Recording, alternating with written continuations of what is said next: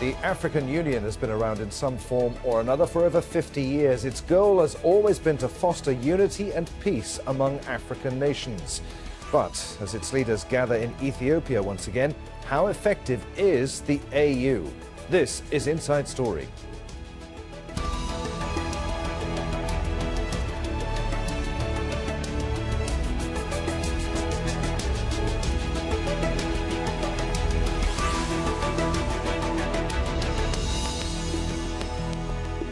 Hello, welcome to the programme. I'm Adrian Finnegan. It began with a wave of optimism about Africa's future. In 1963, a group of independent African nations created the Organisation of African Unity, which later became the African Union. Its promise was to bring Africans together and propel the continent towards peaceful coexistence and growth. The organisation now says that peace and security have become more worrying than ever, and it's working to address the issue. But the focus of this year's meeting is Africa's young people and their future. Heads of state from the continent are meeting in the Ethiopian capital Addis Ababa for a summit that's focusing on youth investment. But conflicts in South Sudan, the Democratic Republic of Congo, and the Central African Republic are dominating the agenda. Millions continue to flee from violence and natural disasters right across the continent. Poverty, the outbreak of disease, and food shortages are all big issues. Well, the African Union is made up of all 54 countries on the continent. Morocco rejoined the organisation earlier this year after a 33-year absence. The AU says it wants to reduce conflict and eradicate poverty. It has a special council that can deploy military force and authorise peacekeeping missions. The organisation promotes what it calls good governance. It regularly suspends member states over coups and then readmits them when they return to constitutional rule. In 2015, South Africa was criticised for not arresting Sudan's President Omar al-Bashir when he attended an AU meeting. Bashir is wanted by the International Criminal Court for war crimes. So let's bring in our guests for today. Joining us from Addis Ababa, where the summit is taking place, Solomon Derso, founder, director of Amani Africa Media Research Services. That's a policy research and consulting think tank. From Johannesburg, we're joined by David Monnier, co-director of Confucius Institute at the University of Johannesburg. And from Abuja, Mike Omeri, a researcher of history and war studies at the Nigerian Defence Academy. Gentlemen, welcome to you all.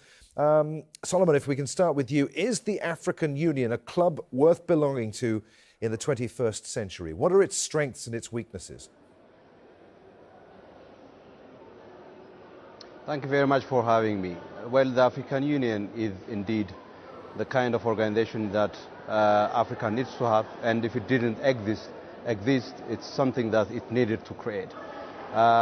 We live in a world where individual states by themselves alone couldn't really weigh that much, and therefore the only way forward in terms of pulling themselves together and achieving what they seek to achieve in terms of economic development, political and democratic development is to pull themselves together and have a common agenda which they commonly pursue. And therefore, it is indeed an institution that you need to have in this time and age, more so than in any other time before.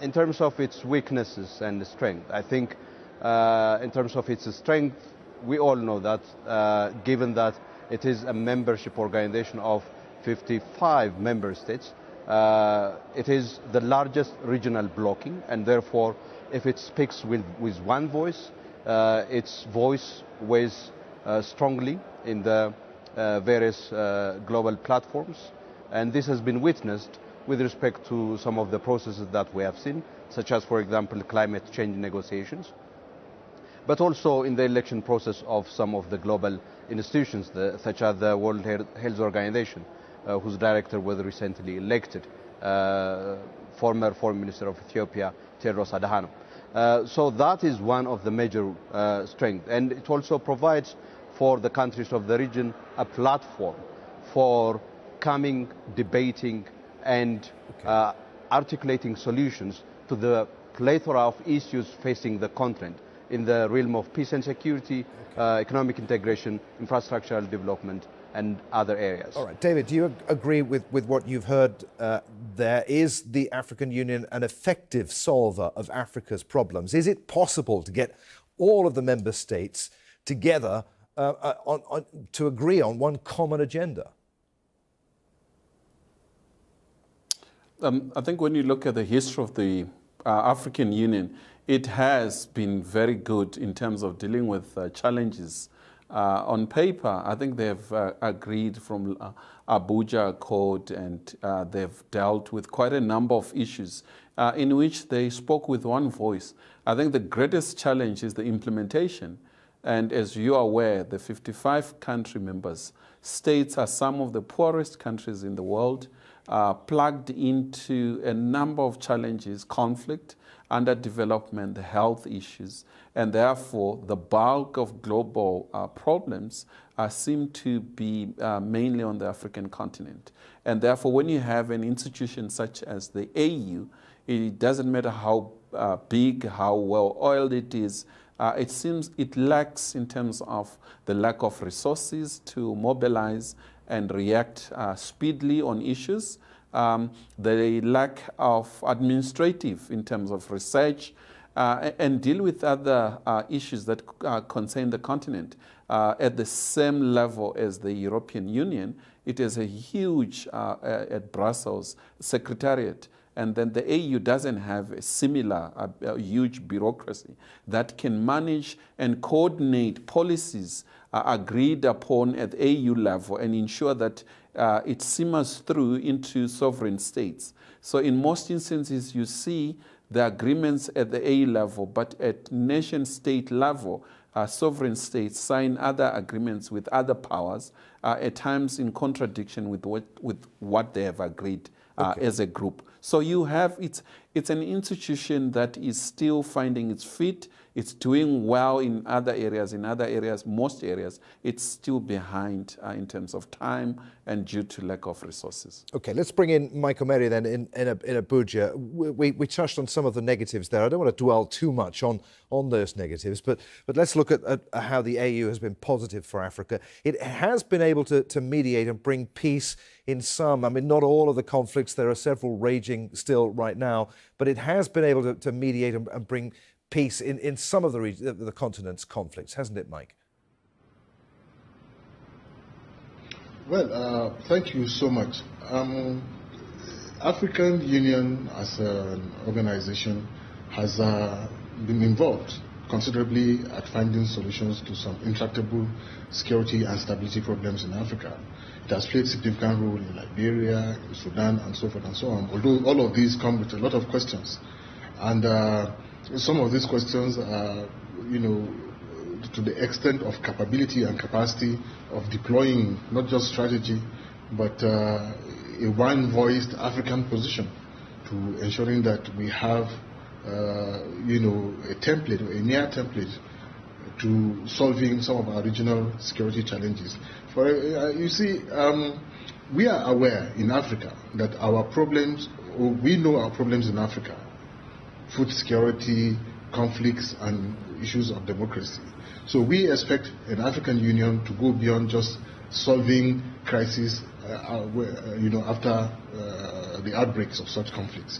Let us begin to look at individual issues that necessitate or create the ground for such conflicts. For instance, what are we doing as African Union to ensure that our agriculture has received direction and is taking its prime place to provide and solve some of the problems that lead or fester the growth of conflict? How about transportation? Today, journeys within Africa, even in West Africa, is just cumbersome. So even when you have the food, when you have the resources to solve some of the regional problems in Africa, you are not able to reach, such destinations with ease. And these help to sustain conflicts. And so I hope that, and I really look towards an African Union, good as it were, as an institution, because that is what the global demand, requires. But we should not just be copycat institutions. and be relying on certain decisions to influence our own conduct and approach to the local issues in Africa. All right. Let's take a look at some of the issues then facing the African Union. Conflicts in South Sudan, the Democratic Republic of Congo, the Central African Republic and Burundi are high on the agenda at this meeting. Armed groups, including Boko Haram, ISIL and Al-Shabaab, also pose a threat to millions of Africans. Tens of thousands of people live in camps across the continent with harsh conditions. A cholera outbreak in South Sudan could kill thousands. The country is already struggling with food shortages. And with so few options, thousands of people are fleeing to Europe on boats that are often intercepted by the Italian Coast Guard. Some of those people don't survive that journey. It's not just conflict that's forcing people out, but natural disasters too. African heads of states are trying to address a severe drought across the Horn of Africa. A staggering 17 million people are critically short of food across 8 countries. And while the African Union promotes democracy, a number of leaders, of course, have held power for decades. Solomon, as we've touched on the positives then of the African Union, why is the continent still beset by poverty, by conflict, by corruption? Why is the AU unable to solve all of Africa's problems? I think it's important to understand that there are institutional, structural and efficiency issues that affect the African Union. It's also important to remember that the African Union, as an organization of its constituent units that are the member states, it would reflect the strength that the member states have, and therefore the weaknesses that bedevil the member states get reflected within the framework of the African Union as well. And it is in that context that we are witnessing some of the major issues affecting the proper functioning of the Union, and therefore its effectiveness in addressing many of the issues that you highlighted. I think in terms of at the moment, as you may be aware, there is an agenda for the reform of the African Union. And this agenda for the reform of the African Union clearly articulates that the Union can't continue the way it has continued, that there is a need for the transformation of the African Union. And this requires actually a restructuring of the AU and focusing its activities on priority areas such as peace and security, political governance, economic integration, and speaking with one voice. These are the areas that they have identified. But unless and otherwise member states fully contribute dues that are necessary for the proper functioning of the Union, unless they implement the decisions that are taken here in Addis at the level of the heads of state summit during the course of the AU summit, there is nothing that's going to happen. So there is a huge gap between decisions that are taken and the rhetoric and what actually happens on the ground at the national level. Okay. I think until such time that the bridge between the rhetoric and the decisions and what actually happens on the ground is bridged, we are not going to move that far in terms of resolving those issues. Okay, I want to get David's opinion on that. Do you agree with what you heard there, David? What needs to happen to make the AU a more effective, more powerful grouping? What reforms do you think it needs to implement? I think core to the issue is stability at a global level. Let's face some of the realities.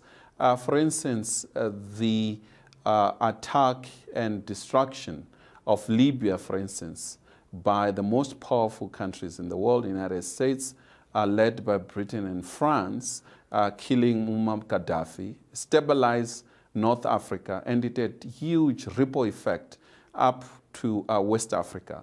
So international players and key countries have been playing a destructive role on the African continent.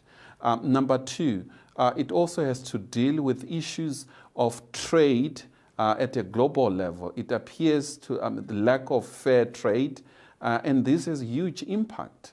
And coupled with weaknesses within African countries themselves. For instance, the African countries trade among themselves with a percentage of 12%.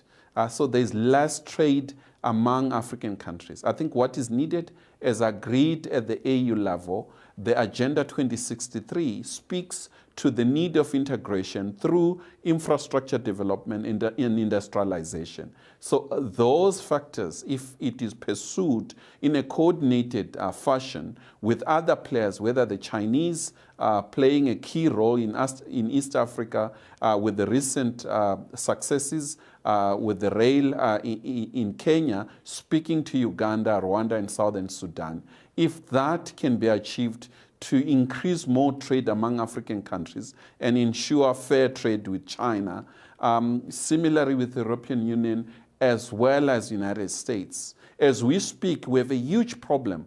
Uganda, Rwanda are facing problem in which they want to limit buying used clothes, cheap, dumping into their markets from United States. And United States is of the view that if they fail to buy second-hand clothes, they're going to deal away with the AGOA, the major trade agreement between Africa and the United States. So there's unfair, unequal development and the manner in which powerful countries are dealing with the continent. It's one thing. And therefore, dealing with all these things requires leadership that goes far beyond head of states. There is a need to beef up some of the institutions, for instance, the legal institution, to try some of the war criminals on the continent, ensure that they don't depend on the ICC alone, as well as to ensure that the African Parliament, it's strengthened, it's empowered, and people feel and participate in the AU and not make it only a head of states club. Okay. So these are some of the challenges and a clear solution that could assist the continent to move forward and deal with the never-ending challenge that it confronts. Mike Omeri in Abuja, what do you make of what you heard just there? Nobody's quite sure what American policy towards Africa is right now. It still hasn't settled. As allegiances shift, as politics becomes more unpredictable in the rest of the world, what are the dangers, do you feel, for the AU? Well, international politics has always influenced the direction of African national stability and African diplomacy, and it is also reflective in the outcome at the African Union level, where, for instance, today we have somebody mentioned in this discussion the incidents in Libya and perhaps in Iraq as a result of the actions of the U.S. and its allies. It had direct effect in Africa. So we are managing crises that we never, thought of as a union. Crises that we never planned for, we didn't envisage, is caused by external forces, create circumstances, troubling circumstances for Africa locally. And apart from that, most of the countries in Africa find themselves being supported by individual countries of the West. China has come in. The African Union itself owes its secretariat in Addis Ababa to a $200 million gift from China. So it creates a kind of confusion even at the table. So when the African heads of states come to sit down, they sit down to present their own individual perspectives to issues, but they are not even carrying the countries along. In fact, the issues of African Union in most of the countries, the one I know, Nigeria, is mostly an academic, something for academic discourse. Most of the people are yet to understand the direction of the African Union. You hardly see any visible intervention. Only when they talk of taking troops on peacekeeping mission, and then the summit comes, we know that our heads of states are junketing to a part of a corner of Africa to go and discuss and present agendas that have no direct relevance with the yearnings or needs of the population. As an institution, the AU is important. But we must begin to build institutional capacities locally down the line to ensure that the agenda is based on African experience rather than any other motivation. Mike, we're rapidly running out of time. You raised two issues there that I want to put to Solomon and to David. Solomon, does the fact that the AU is still largely funded by outside institutions, the EU, for example, hamper its abilities? Is that holding it back?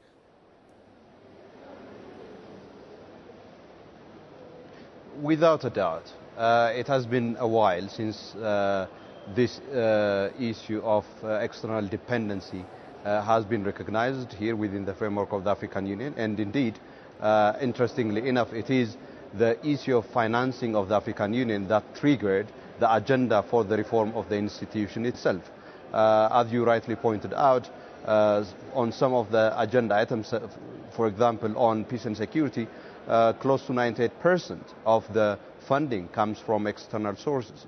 And this obviously has serious repercussions in terms of the AU not being able to predict and therefore to get on time some of these resources, and also the question of the AU being in effective control of the agenda items around which it can get finances from external resources. And therefore we have seen, for example, recently the cutting of 20% of the budget towards emission by the European Union, which has affected the functioning of emission. There are still questions on where to resource the balance of that 20% cut from the European Union. And it is in this context that a proposal has been floated by Dr. Kaberka, former president of the African Development Bank, for the AU member states to use a 0.2 import levy on what they call eligible products that are imported from outside of the continent, and use the money that is collected from that resource for funding the Union as well as its peace and security activities. Now the question really is whether or not African states would really come to the table and act and walk the talk as far as the implementation of this decision is concerned. Okay. There are still a lot of issues that we have heard from various member states, and we are not yet there in terms of acting on this decision. Okay. David, I want to get your thoughts very briefly on that, on this funding issue, and whether you think the rest of the world, as has been argued, takes Africa much more seriously because of the AU. Indeed, I think Africa is not asking the world for favors. Africa is part of the international community, and within the United Nations, I think there is a need to ensure that the UN responds in coordination with the AU. But more importantly, at the end of the day, to be the Africans keeping their own peace. So what is required are some of the regional powers, such as Nigeria, South Africa in Southern Africa, Kenya in East Africa, Algeria, Morocco now, and other countries with better resources to ensure that they coordinate and do more. And also the issue of leaders, to what extent are leaders agreeing on key issues? Do their own bilateral relationship, for instance, South Africa and Nigeria, it appears as if their relationship is non-existent. You have Buhari who is sick, and in South Africa is bogged in its own domestic issues. There is a need for some of the leading African countries to step up into the plate and play a key role and ensure that the AU is capacitated in terms of bureaucracy with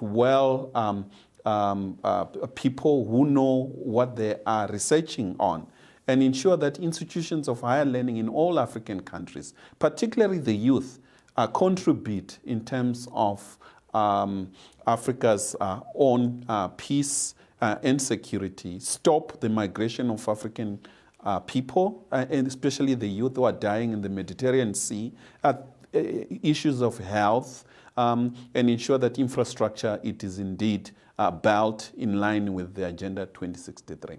Okay. Gentlemen, there we're going to have to leave our discussion. Many thanks indeed to all of you. Solomon Derso, David Monnier, and Mike Omeri. As always, thank you for watching. Don't forget you can see the programme again anytime. Just go to the website aljazeera.com and you'll find it there. For further discussion, join us at our Facebook page. That's facebook.com/AJ Inside Story. And you can also join the conversation on Twitter, our handle @AJ Inside Story. From me, Adrian Finnegan, and the whole team here in Doha. Thanks for watching. We'll see you again. Bye for now.